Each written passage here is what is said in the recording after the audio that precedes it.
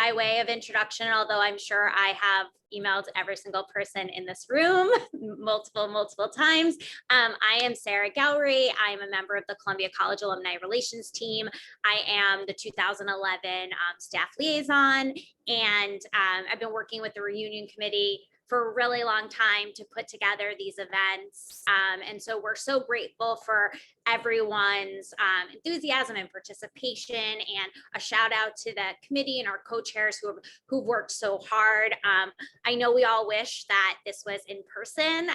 We wish that too. And we're just glad that we're able to spend this time together and, connecting with your former classmates. And tonight we're super excited to hear from some really interesting 2011 grads who are all in different areas of entrepreneurship. So hopefully our moderator will be able to join us. But in the meantime, why don't we kick it over to our panelists to introduce themselves. And why don't we start with Geraldine, and we can take it from there. Awesome. Hey, everyone. So my name is Geraldine Rodriguez. I'm the co-founder and CEO at The Knowledge House, and I'm class of Columbia College, 2011. And what's the question, Sarah? Oh, just to introduce yourself. Oh, okay. So I run a nonprofit called The Knowledge House, which is going on 7 years now. We're headquartered in the South Bronx, and we provide code and design job training to youth and young adults. Great. Ishan, do you want to take it next? Yeah, sure. Hi, everyone. My name is Ishan. Excited to be on this panel and get a chance to share my post-Columbia experience. Thanks for everybody who's joined and who's not watching the Friends reunion right now instead. I graduated from Columbia with a degree in economics and philosophy. I did a short stint in investment banking. And after that brutal experience, I decided to start my own business.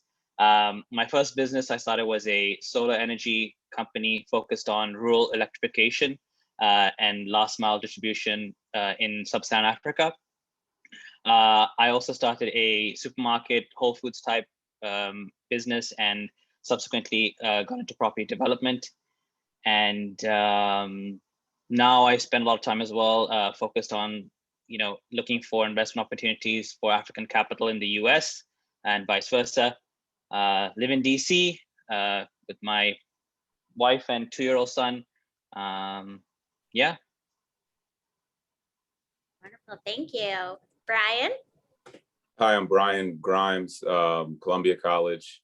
From Philadelphia originally. Upon graduation, went back, and I actually got scared off by investment banking. I just knew those types of hours just weren't going to be, for me. I'd rather go the hard road and just jump straight into financial planning and kind of, trying to be my own boss. So I did that for about 2.5 years in Philly.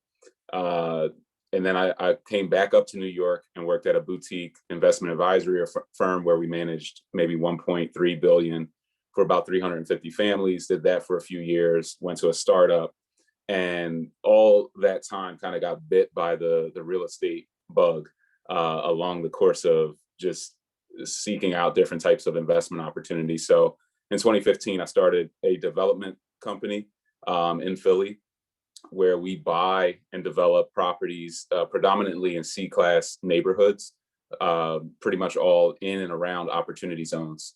And we currently hold several hundred properties in the Philadelphia region, also develop properties in Baltimore and parts of New Jersey and New York as well. So I pretty much spend all of my time in, boots to the ground in properties, on phone calls with contractors, and doing various development, and then also mentoring up and coming, aspiring, real estate investors from across the country who want to kind of do the same thing.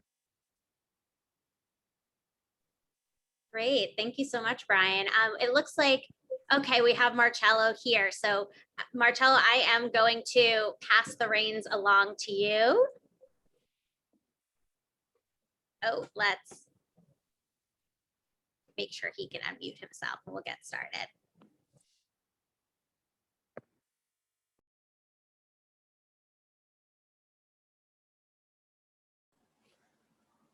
Sorry about that. Can you hear me now? Sounds good.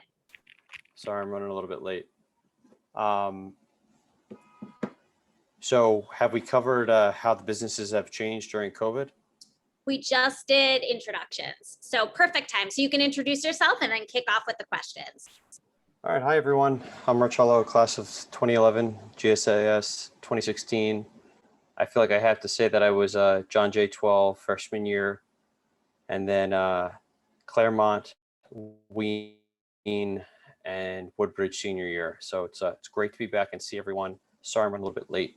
It got held up, but lot of amazing panelists today, and I had an opportunity a few days ago to hear a little bit about them, and can't wait to hear more.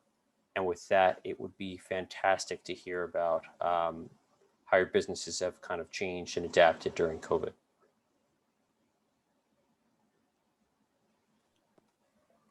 Geraldine, you want to take it? Yeah. So to answer that question, I can share a little bit about how we were operating pre-COVID.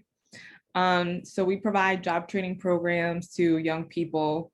Of course, pre-COVID, our job training programs were in person.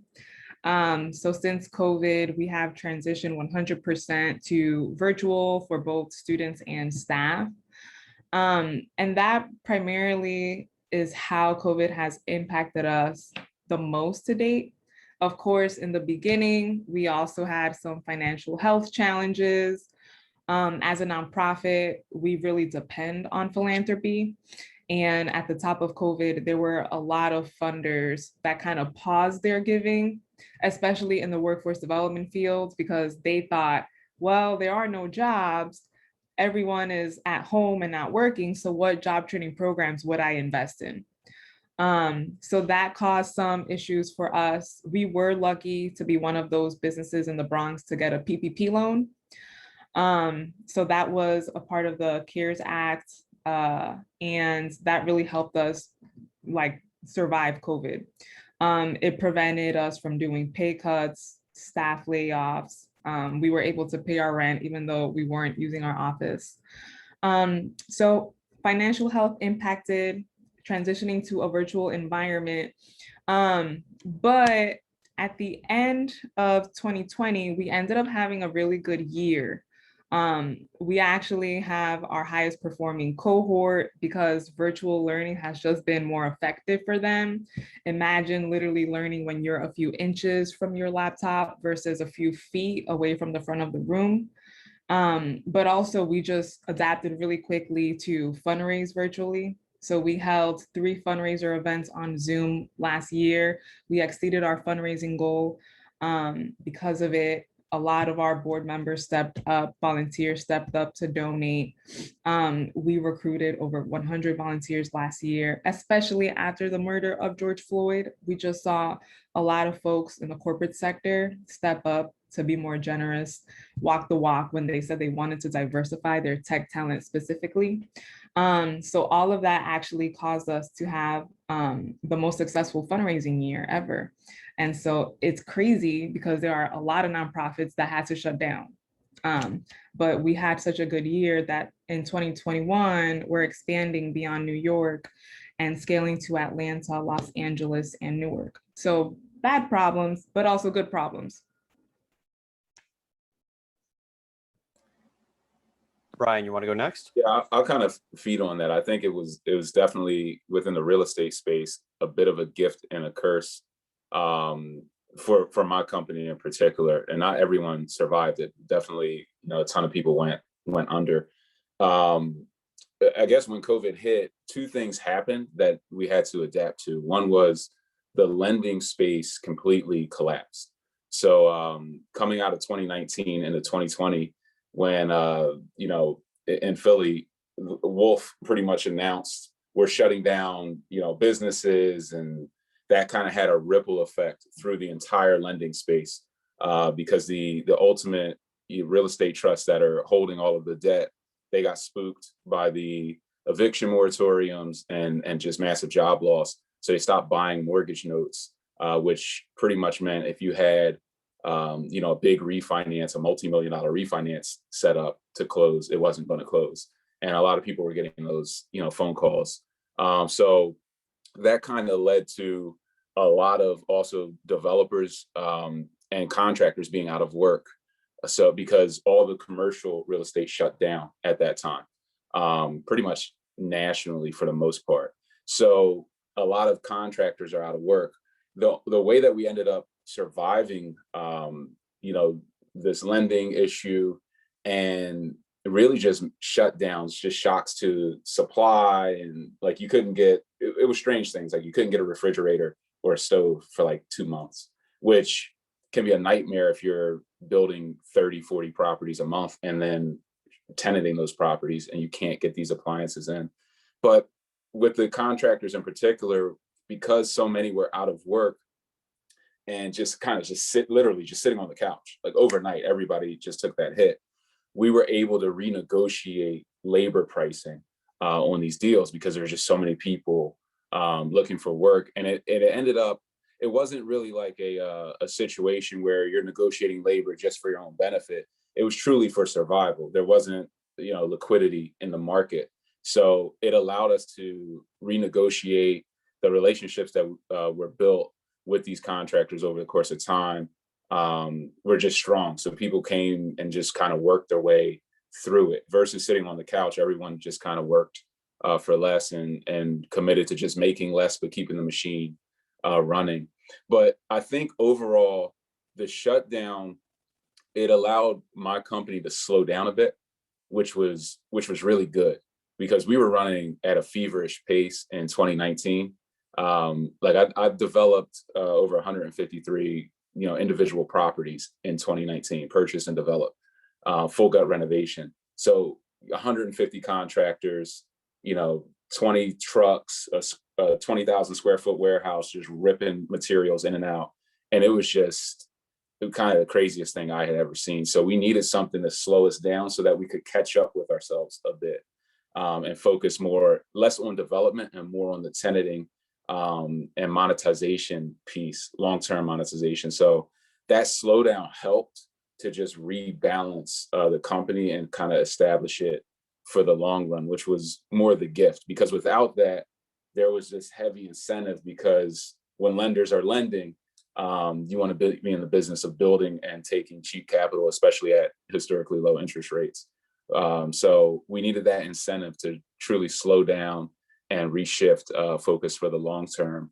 So it was good that we were taking the money while it was flowing, and it was good that we slowed down and repositioned when COVID hit. But in terms of technology, my business has always been focused on being remote managed.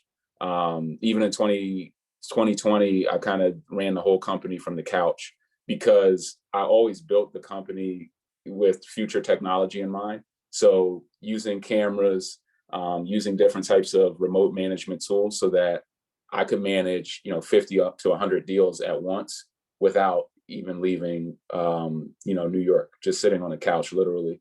Because if you try to do it physically, you actually can't see as many properties as you can by leveraging technology from a development standpoint. So as soon as I got up to that scale, it was always, focused on Zoom meetings and other forms of technology to keep people together. So I was actually on Zoom before kind of the world got on Zoom. So when it happened, it was just, business as usual in that sense.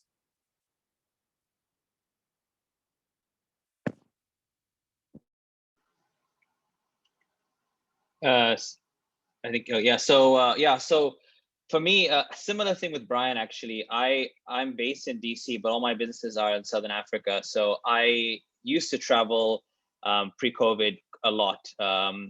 Almost every other month I was there for a month, which was difficult. But for the time I was here, we always made sure, everything could be done remotely. For us, especially on the property side, it was particularly interesting experience because we had just kind of kicked off our largest project. We had broken the ground on a hotel, mixed-use commercial property with a hotel, supermarket, bank. So there's quite a lot going on. And then all of a sudden we just came to a standstill.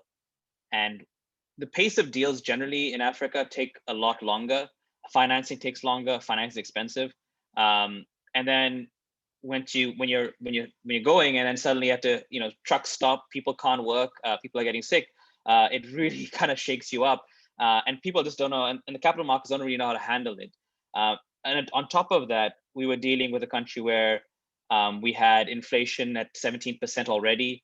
We had interest rates, borrowing rates on the local currency at 29%. On dollars, it's at 10%. So things are already pretty tough. And this kind of just compounded the problem.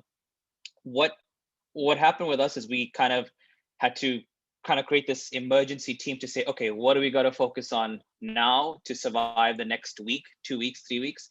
And then who's going to focus on what we're going to do a month, 2 months from now? Because we're worried about completing construction. Then we're worried about, even if we do get to fully building this project, what we're gonna do once we open, because our tenants, our own businesses in the property are gonna battle. So how do we survive post build? And then also kind of where do we go from here? Because we had other deals in the pipeline in other countries, in Mozambique and in Rwanda. So it was kind of working all those things simultaneously.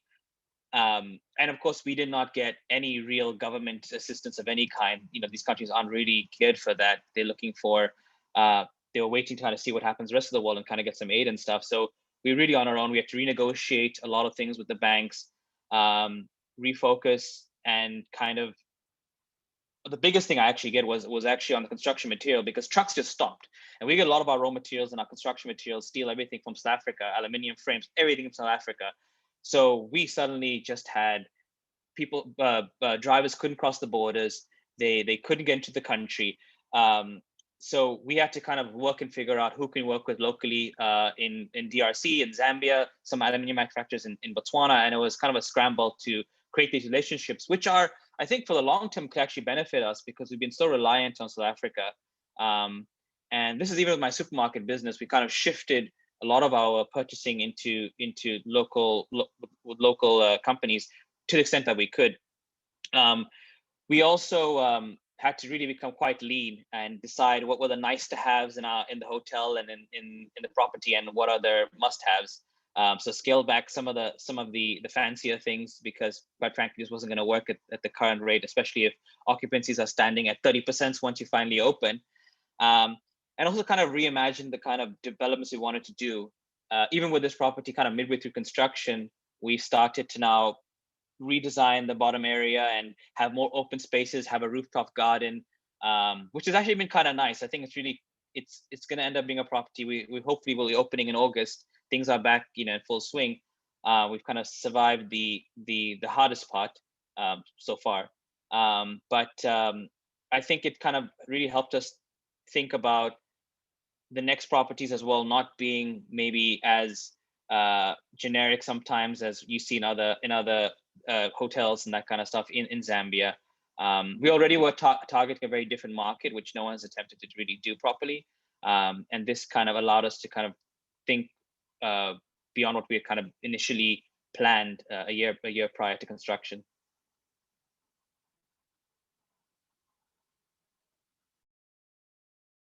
Sorry, I was on mute. One quick follow-up question there, Ishan.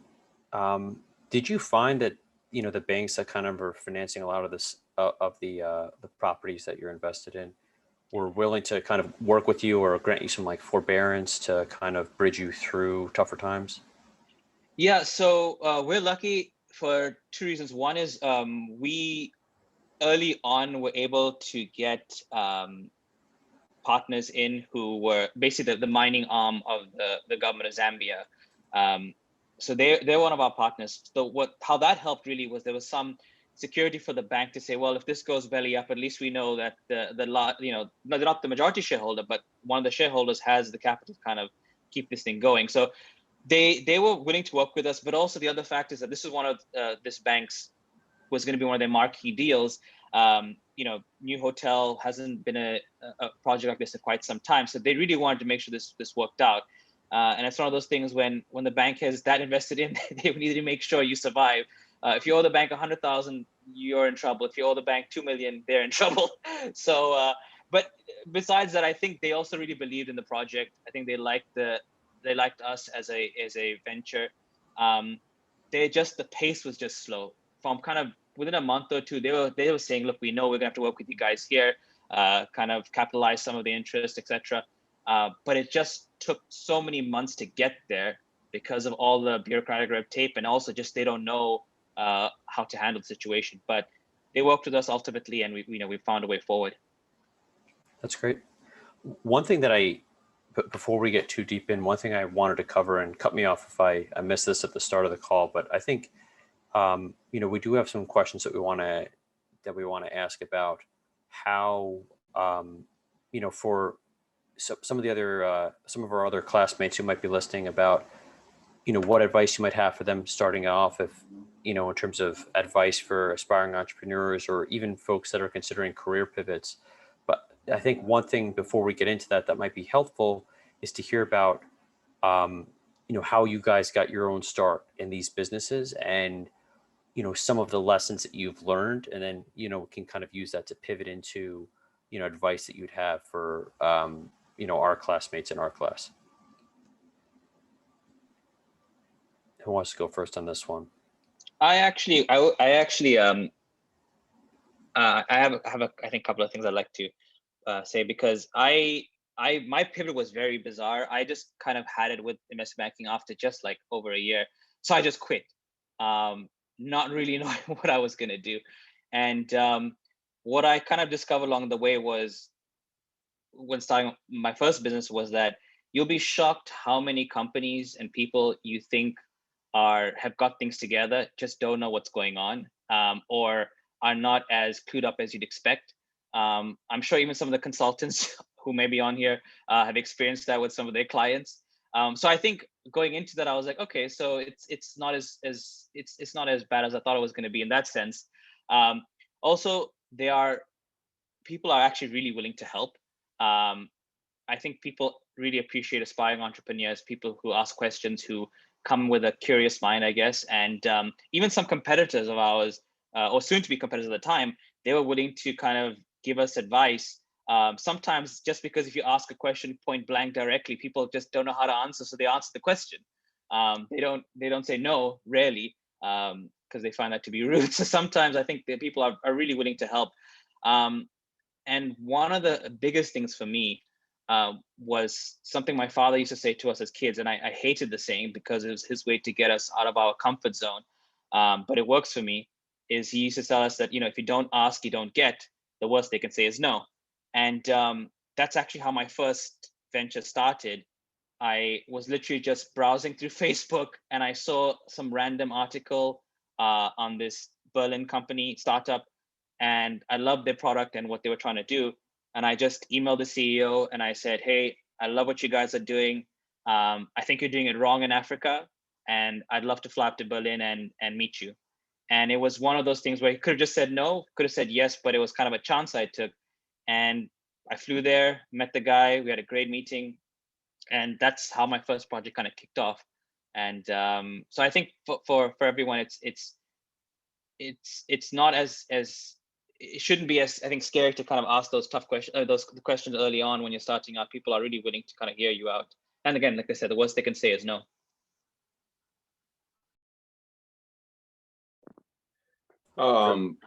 For me, my last job was at a startup, working at a startup called Policy Genius. So they sold insurance all over the internet, kind of across the country, and all different lines of insurance.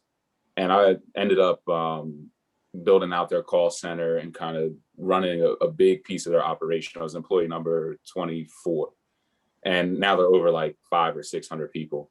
But working that hard, going and working at a startup actually helped me to just quit working for people altogether, and just bet on myself, because I was working so hard. So, well, it's two things. One, I was just working so hard. It's put in so many hours. I figured, well, if I put in this many hours just for myself, I'm going to be successful, because I'm already just going above and beyond, working weekends, working around the clock. So it was that. And the second thing was seeing beneath the hood of a company. working at that startup where you can see, okay, here are the founders, they're running around raising money and, bossing people around essentially, but they're doing their job, and that was good. But then meeting the marketing guy who's managing the $500,000 marketing budget. I'm running the call center. Then you're talking to the engineers and the head of the engineering team, and starting to meet the different people and the components of a company. Being able to see beneath the hood let me know that, oh, well, I can just go and have a business idea or an operation, and I can put these same types of pieces into place and run that company. So seeing it done takes a lot of the fear away. Sometimes when you work for these big Fortune 500 companies, you don't get to see the origination of that company. Being able to see the origination point and how simple it is and how small it is, and that it's just a series of different departments working together for a common goal can help you. And lastly, it's really just jump. One of my mentors taught me, jump and a net will appear. He's like, you're never going to see the net. You're never going to know that it's there and it's going to catch you, but you won't see it until you jump and get in a bit of a free fall a little bit. And then the net will kind of appear and you'll get back onto your feet. So a lot of it is just taking that leap of faith. It truly is just betting on yourself. And I learned this in financial planning because when I started off working, I was 100% which is probably pretty rare for most people who graduate from Columbia. It was 100% commission, no salary. I made $6,000 my first probably 10 months of working. Doing that type of activity, you have to trust that your energy and your output will pay off. And they would tell me, Brian, there's a 2-month delay. Just keep pushing. There's a 2-month delay. And I'm just like, what the hell are these people talking about? This 2-month delay, 2-month delay. But you just keep making phone calls. You keep chasing down activity. And eventually that energy output comes back in the form of, more capital, more opportunity. They say the reward for hard work and good work is more work. So as you're just putting it out there, opportunities come, people want to help you. The strangest types of what I'd call needle threads will continue to happen. And I think any entrepreneur will tell you it was a series of needle threads that got me to where I'm at now, where I thought the doors were going to close. And then somebody comes in with a bag of cash and they're like, hey, I want to see you do well. And you're like, oh my God. So it's hard to recommend it because your path was this series of needle threads. But I think it truly is that for every entrepreneur. It's putting out that energy and then it coming back and you getting connected with the right people at the right times. And it's just working out in that sense. Don't be afraid to fail either. Sometimes it fails. You just keep going. You get the next idea, you keep running with it. Every company certainly doesn't make it or isn't successful. I would just add to that, I think expect to fail a couple of times somewhere along the way. Expect to, don't, yeah. Definitely. Yeah.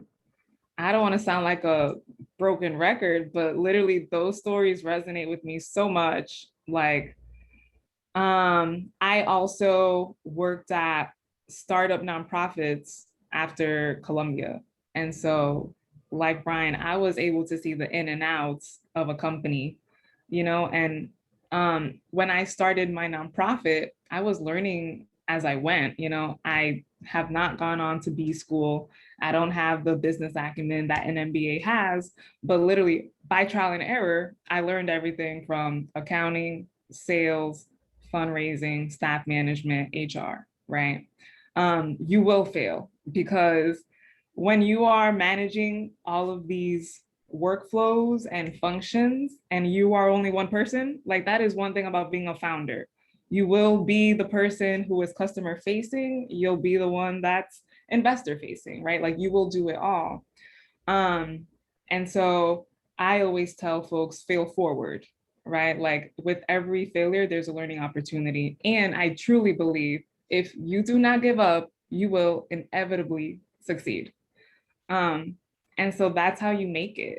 I also got frustrated with being overworked and now working for myself, So especially at a startup where you are seeing founders fail, and then you're like, what the hell? This is such a hot mess. If I was the founder, I would do it better.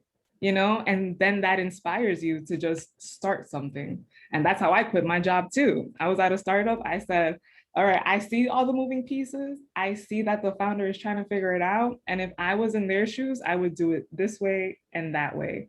I quit, made sure that I had enough savings to survive, right? And I had 6 months. That was my timeline. I had 6 months of savings.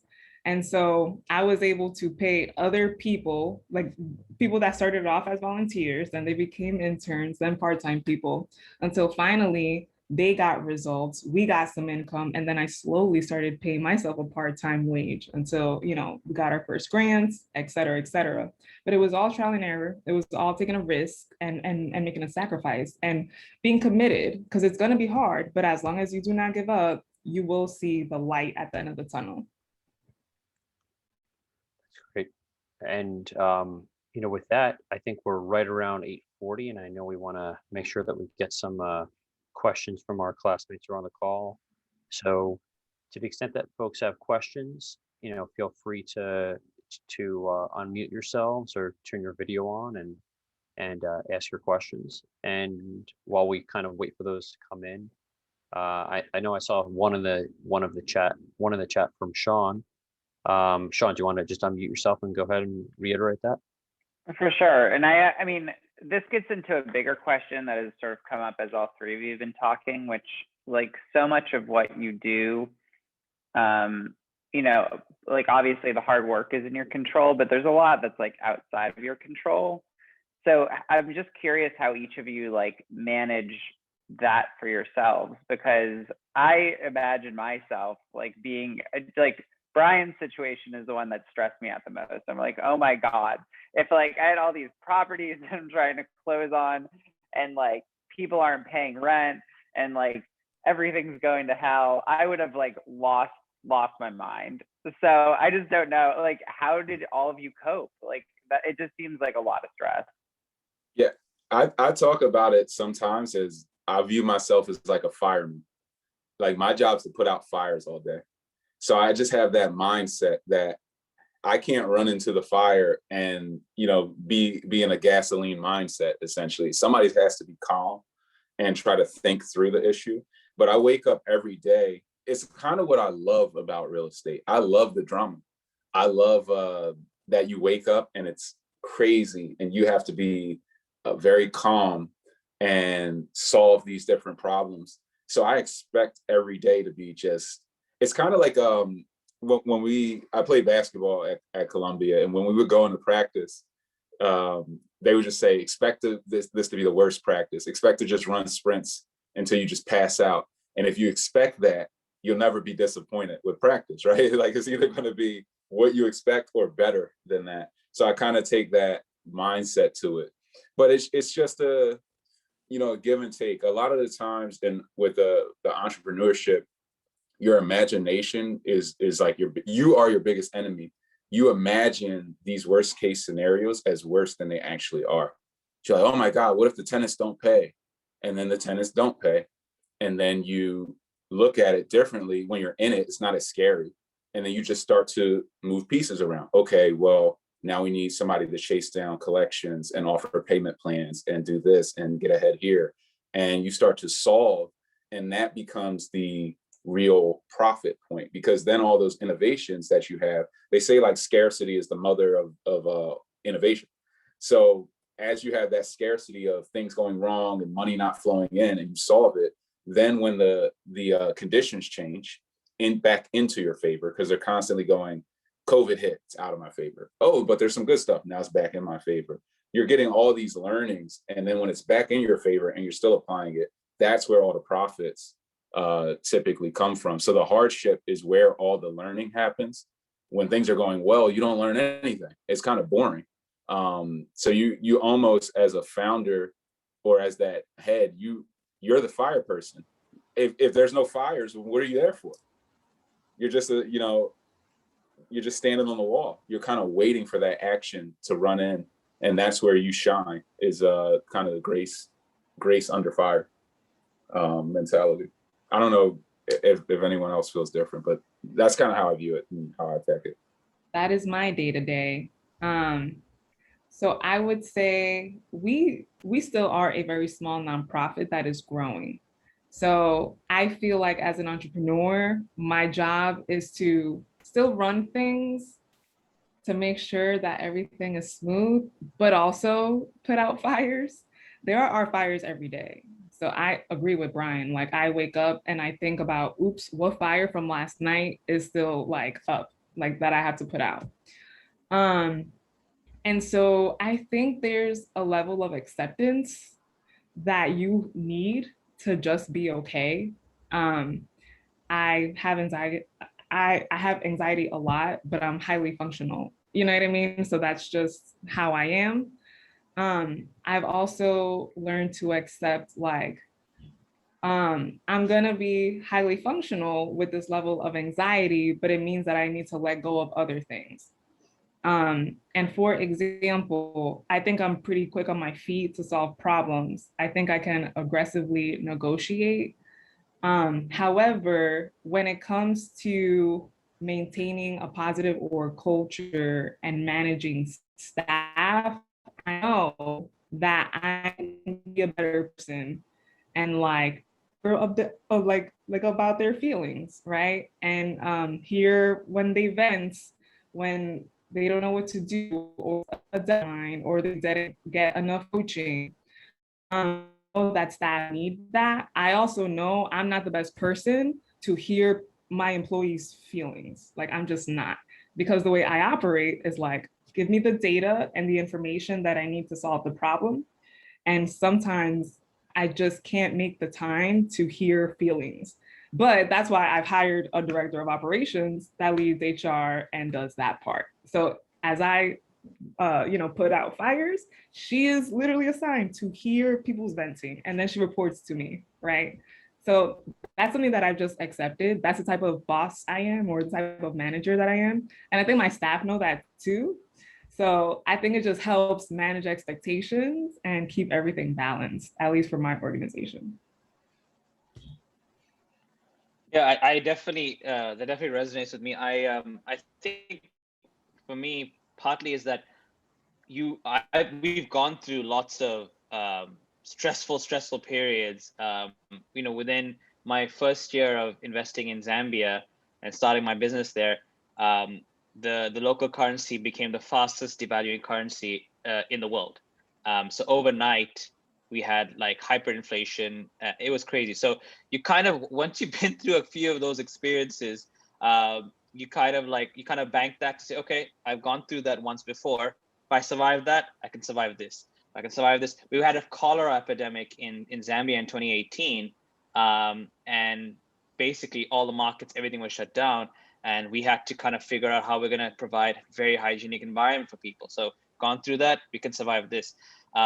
I definitely allow myself to have, and everybody's kind of looking up to you to make the decision and be like, okay, so you can't really show that, oh man, I'm panicking. I allow myself privately to have to feel that stress, to feel the mild panic, let my body kind of go through that, whatever it needs to do, and then literally slap myself out of it, physically just like change my body feeling and everything, and then kind of try and channel that energy from the concern and the worry to, okay, fine, how are we going to solve this? What are we going to do next?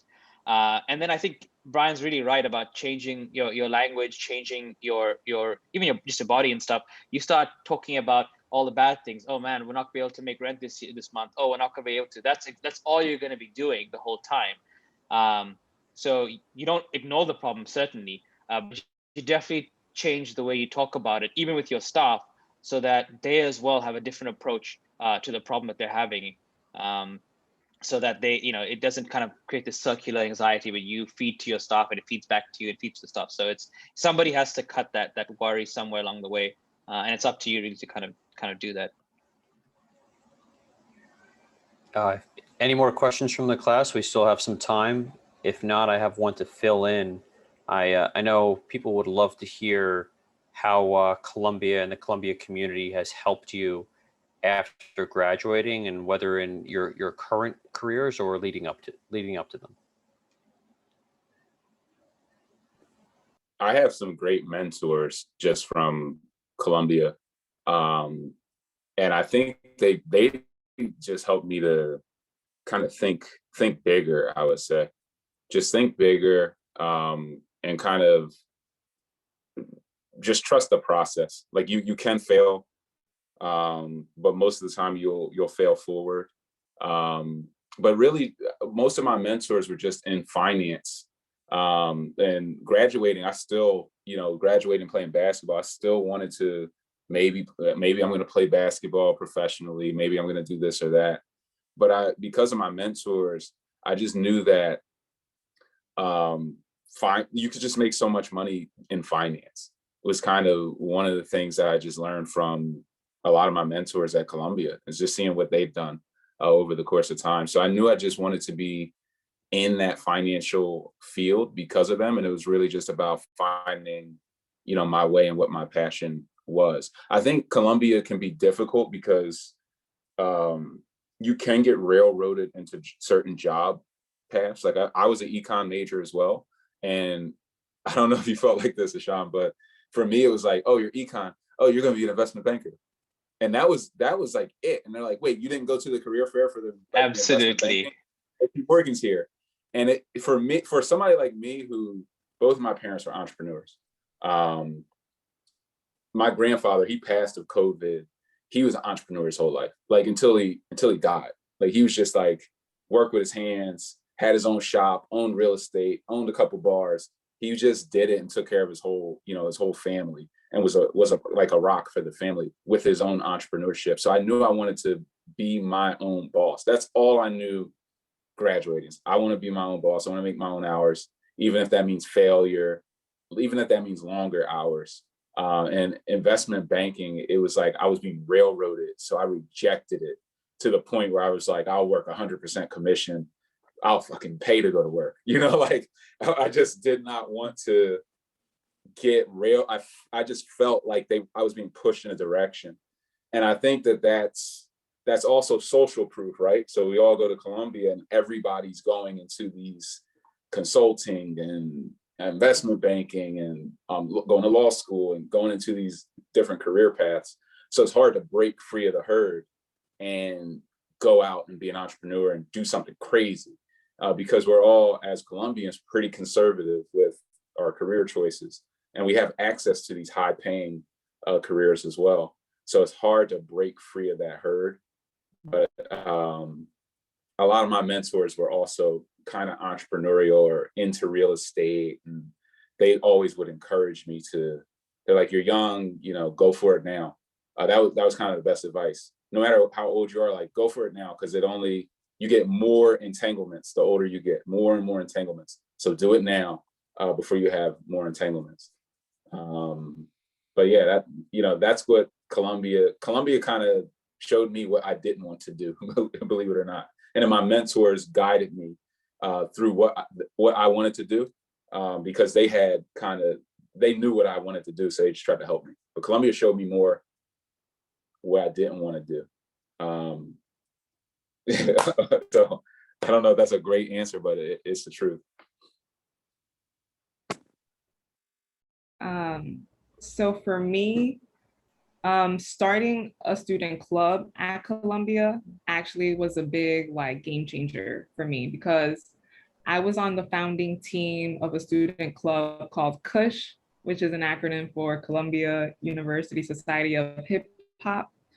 When we started, we had weekly ciphers where Columbia students and people from the community came and just rapped and freestyled in circles.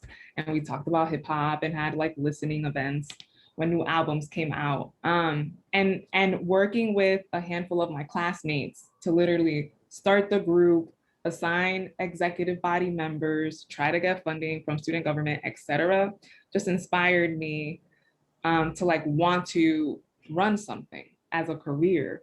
And so that's what I did. I studied film at Columbia. So this is a huge departure from what I studied.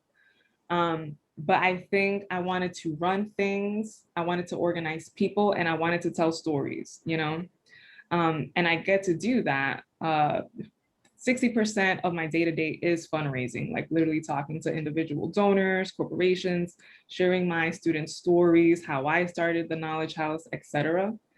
And I'm really excited that till this day, Columbia has been really supportive. 2 years ago, I was featured in Columbia Magazine as like an innovator of the year. And like that led to a prospective board member finding the article, learning about the Knowledge House. He became a volunteer and now he's a board member. And like he's an engineering manager at Bloomberg. So now we have a partnership with Bloomberg and they're a funder, right? So that all started because of Columbia. Last year, when I mentioned that COVID hit, the George Floyd murder happened, and we got an increase in volunteers, a lot of those were my classmates at Columbia, and like they stepped up to help the organization. They brought their friends from their companies and they helped us fundraise a lot of money just to survive last year. So I'm very grateful for my Columbia family, my academic experience. And even though I'm not working professionally in film, that's still a story that I get to tell, how Columbia impacted my career, my life.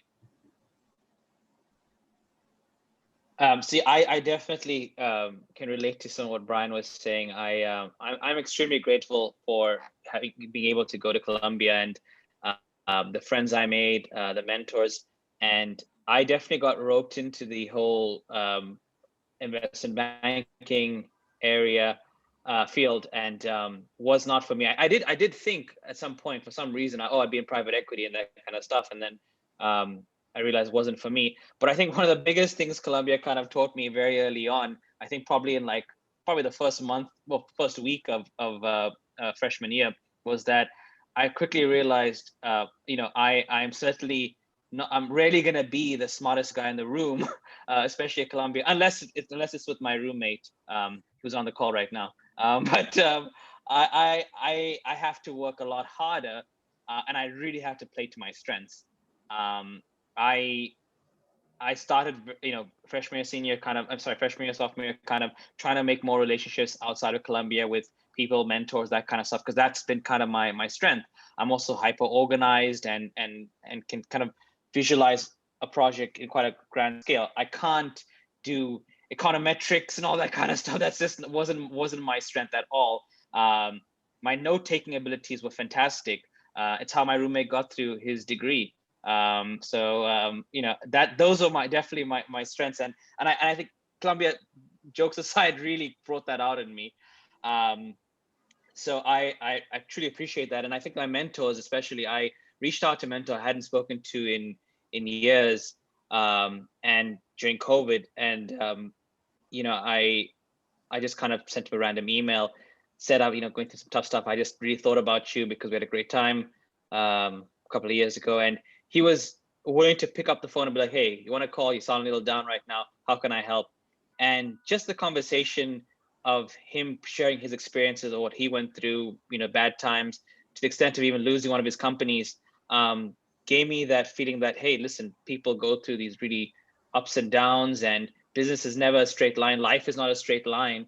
And again, I would not have met these people and had these friends and mentors had I not gone to Columbia. And my friends the friends I met in Columbia are, my best friends in the world. When I have a problem, when I need to test out a product, when I have an idea, when I need someone to check my whatever, they're definitely the first people I kind of send it to. So Columbia has been great to me. So with that, I think that we're getting pretty close to the end. I think we do have this cutoff at 9. Sarah, do we have time for one last question? Yeah, go for it. If anyone has a question from the group, I don't see anything in the chat, but Ishan, I think everyone on this call would absolutely love to hear how any advice you might have for alumni who want to, like, just given all the business you've done in Zambia, Botswana, and South Africa, advice for alumni who want to invest in Africa and kind of make inroads there. Yeah, absolutely. There are a lot of opportunities in Africa, but there's a lot of uncertainty. And I think the first thing people need to grapple with is that it is so different country to country. I learned that even the hard way myself, having, growing up there. Rwanda, Botswana, Zambia, they're all so different. Each has their own culture, language, religion. The colonial history shapes a lot of what's going on in there. You got French speaking areas, and it's very different. So you have to be aware of that. Certainly when you're going in, system of government is different. The big thing for sure is that the pace of deals are slow. So it can get very frustrating, especially come from the US where you have a very, the mentality here is work till midnight, get it done. People knock off at 5 and 6, that's it. Deals are down, pens are down. It takes time, so you gotta stick with it. I think the biggest thing actually is finding the right partners in Africa. My first partnership with the Berlin company, they had been in Africa for a couple of years, they just couldn't hack it. We did a really great job, and I think it's very tempting when you first go into Africa in different countries to kind of jump to the guys who claim to have all these connections in government and connections with this guy and the ex-president. It is the first thing you hear. That for me is just not the way to start things off, because governments change, things change. So I think that's a very, very big thing to consider. And lastly, I think you have to embrace the entrepreneurship spirit in these countries. I've never seen. I've also got a business here, but I've never seen employees of mine work with such an entrepreneurial spirit. Yes, they do their normal hours, but everybody's got a side hustle. One of my managers, he's selling secondhand shoes in Kenya in his off time. So there's just so much going on. That just makes there so many opportunities. There are a lot of young people really hungry to do business right now, get into startups. I feel like the startup scene is just so underfunded in these countries. And there are definitely guys in the US. I know guys, from big companies here who are trying to put a little bit of money into Zambia and Rwanda. There's a lot of opportunity, and people who are hungry for small amounts of capital can go a long way in these countries. So but definitely be aware the uncertainty is probably nothing you've ever experienced before.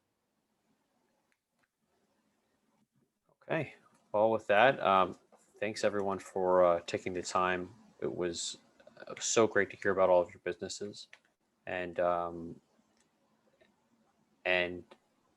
great to talk to all of you. So with that, I think we'll end things. If there are any final closing remarks from any of the panelists, we'd love to hear it.